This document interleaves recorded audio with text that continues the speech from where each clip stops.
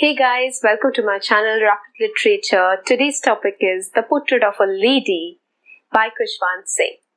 My motive is to give you all the key points and a brief summary for your exam needs. So let's start.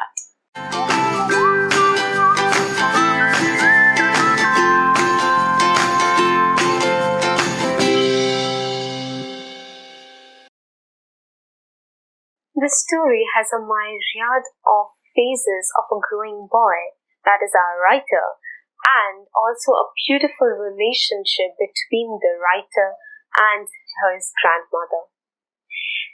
This is a real story of the writer and the grandmother. The story begins with a brief description of his grandmother. He describes how her grandmother has wrinkles all over her face. She looks as old as always. She was compared with winter landscape. The writer is saying that her whole face, she always, walks in a white sari. Her calm face, like the winter landscape, is so pale that it looks like the emotions are frozen. So what more do you expect from a widow, an old widow, right? Her everything was the writer. Now we will see that how their beautiful relationship has been woven in the story. When the writer used to stay with his grandmother in the village, his grandmother used to do everything for him in all the daily activities. She used to prepare him to send him for the school. She used to walk with him to the schools. She loved chanting prayers. She used to also tell all the prayers to the author so that he gets to learn some. She used to take care of his education, everyday activities, and every emotions, every moments. She had a life with the author, and she cannot think something beyond that. She used to love that life. But when they were shifted to the city, that was the main turning point. The urban life. In the urban life, the author is obviously going to a city school and by a school bus. So there's no scene of walking to the school with his grandmother. The grandmother started with isolating herself from some of the activities of the writers because he was studying Western education in school. Grandmother used to support Sanskrit to be the main and vital education. So she can't accept that author was being taught music in his city school. And because of the Western education, she couldn't help the author any more in education. She used to chant prayers all day. Her lips were every day in sync all the time. But there were only one common link, the same room they shared. But that did not last for long. When the author was in university, he got a separate room. That one link, that one string also got loose. After that, grandmother hardly talked to anyone. She spent most of her time in front of her spinning wheel and chanting prayers. In the city, feeding the sparrows in the afternoon was an important engagement for his grandmother. Now a vital part, the airport scene. When the author is about to fly for her further studies, he was expecting his grandmother to be broken mentally. But his grandmother came to bid him farewell and was chanting prayers. She didn't say anything. There was only a forehead kiss from the grandmother to the writer.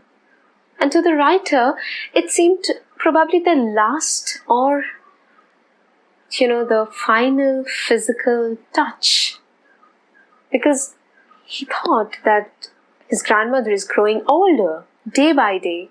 What if he don't meet her when he will be returning? But that doesn't happen. After 5 years, when the author comes back in town, he meets his grandmother, welcoming him. On the very next day, grandmother, who used to chant the prayers all the time, for some time were not doing so and was beating some drum. Everyone was warning her because of exhaustion she could be ill. But then again, she started chanting prayer, but she fell ill. Doctors said that it was a slight fever that will be recovered soon, but his grandmother knew that the time of departure is here. So she decided not to talk to anyone and waste time and just chant prayers. Very soon, very soon, she departed. Her soul departed.